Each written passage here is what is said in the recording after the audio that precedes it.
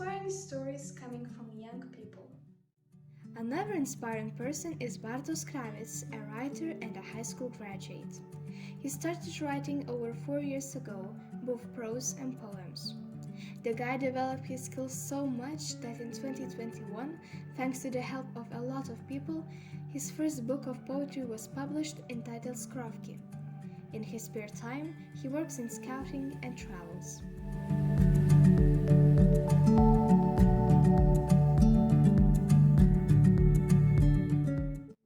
Pisać zacząłem bardzo dawno. Ogólnie tworzyć gdzieś tam słowo, interesować się tym. Samo zainteresowanie poezją zaczęło się 4 ponad lata temu, kiedy zobaczyłem, że moja znajoma też pisze i chciałem też spróbować zostawić coś po sobie, w dosłownym tego słowa znaczeniu, zostawić coś, co mi przeżyje. No i tak zacząłem trochę się tym interesować, pisać jakieś tam pierwsze teksty i w jakiś sposób się w to wkręciłem. Później znalazłem ludzi, którzy też się tym interesują, którzy też piszą, którzy pomogli mi jakoś nadać temu kształt. No oprócz tego cały czas czytałem, interesowałem się tym, chciałem się rozwijać właśnie w tym zakresie. Też dużą rolę odegrali moi nauczyciele polskiego ze szkoły, którzy umieli tak przekazać pewną pasję, pewną wiedzę, pewną właśnie zajawkę do literatury, do kultury, że mogłem z tego bardzo dużo czerpać.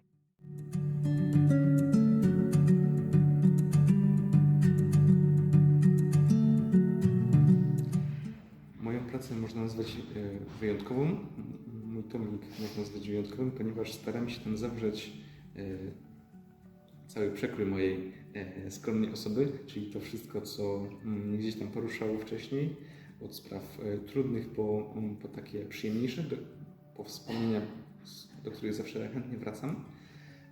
I wszystkie moje prace staram się właśnie konstruować gdzieś w taki sposób, że przekazuję w nich jakieś swoje myśli, swoje odczucia, swoje spojrzenie na świat, albo właśnie konfrontuję to z spojrzeniem na świat drugiego człowieka, bo staram się właśnie w swoich pracach, i to jest, nie waham się tego nazwać takim moim celem ogólnie pisania, przekazać spojrzenie na świat, przekazać sprawy, które dotykają mnie albo ludzi, z którymi się spotykam właśnie, w takiej formie literackiej, żeby inni ludzie mogli zobaczyć, z czym się konfrontuje, mówiąc ogólnie, moje pokolenie, albo inni ludzie, jakie mają swoje historie, o których bardzo często w ogóle nie wiemy.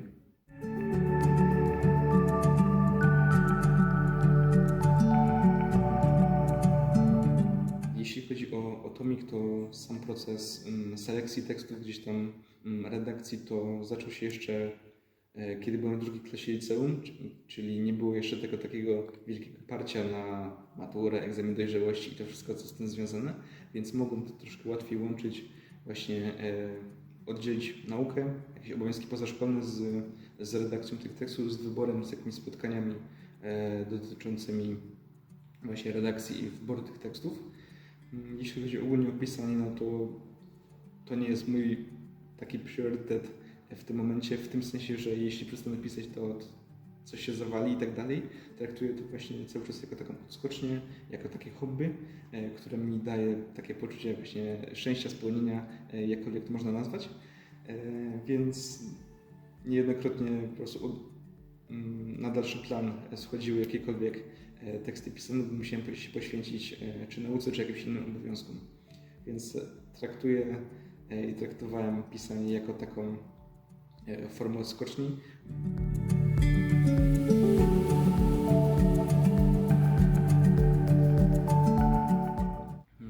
W pisaniu ważne jest, żeby raz wyrażać siebie, moim zdaniem, a dwa, nic złego jest w tak zwanej twórczej kradzieży, czyli w inspirowaniu się kimś lub czymś, co już zostało napisane, co już zostało wydane, lub po prostu co przeżyliśmy, co usłyszeliśmy. No i właśnie taka chyba moja najważniejsza rada dla wszystkich, którzy też chcą pisać, którzy chcą cokolwiek tworzyć, to jest właśnie inspirować się, konfrontować swoje teksty w przypadku literatury czy inne prace z kimś, kto też jest w tym temacie, kto tworzy, bo wtedy rozwijamy się, wtedy patrzymy na ten sam aspekt z innej strony i możemy więcej wyciągnąć. Teraz 4 lata mijają, jak chodzę do Centrum Kultury na zajęcia literackie, na których właśnie czytamy różnego rodzaju tekstu, analizujemy swoje teksty, mówimy, co dany tekst może znaczyć, co można w nim poprawić, co może ewoluować w nim, jak może zostać odebrany. Więc taka inspiracja, taka zdrowa, twórcza kradzież jest na pewno bardzo pomocna. W kwestii samego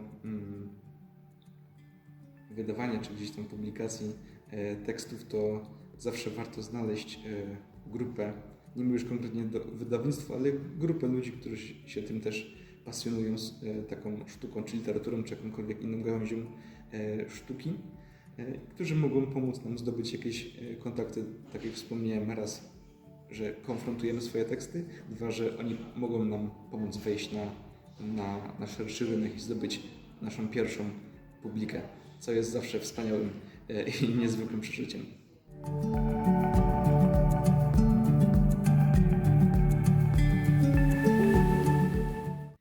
Moi rodzice pewnie zgodziliby się z tezą, że jestem pracownikiem i zawsze muszę coś robić, co w tym tkwi bardzo duży paradoks, że jednocześnie bardzo chcę odpocząć po tym wszystkim, jednocześnie wiem, że cały czas muszę coś robić, jakoś działać, bo bez tego czuję się jakoś dziwnie, czuję się wypruty z czegoś.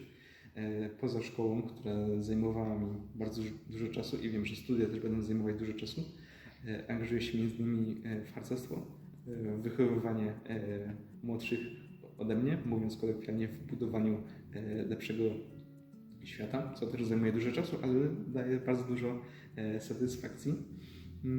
Jeszcze w czasach gimnazjum, w czasach pierwszych klas liceum uczęszczałem na szkolny wolontariat. Właśnie zajmowaliśmy się takimi kwestiami misyjnymi, kwestią wolontariatu szeroko pojętego, więc to też się angażowałem.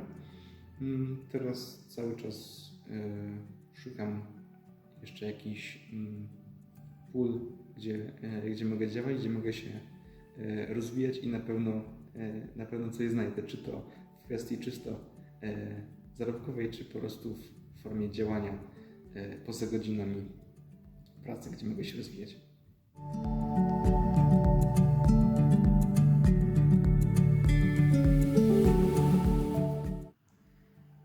Kiedy przez ostatni rok pytali mnie wszyscy, począwszy od rodziny, przez przyjaciół, po dalszych znajomych, Bartek, gdzie idziesz po maturze? To odpowiadałem, do przodu, cały czas do przodu w wielu obszarach, a takim bardzo przyziemnym to na pewno chcę iść na studia, wyjechać do Warszawy na studia po maturze, no i tam też gdzieś się realizować.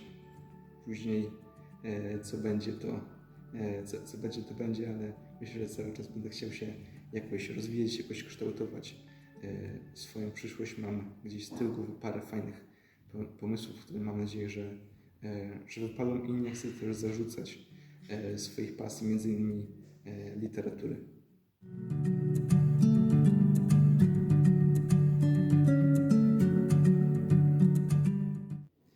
Myślę, że to, co chciałbym przekazać innym, najlepiej oddadzą słowa młodego chłopaka, trochę starszego ode mnie.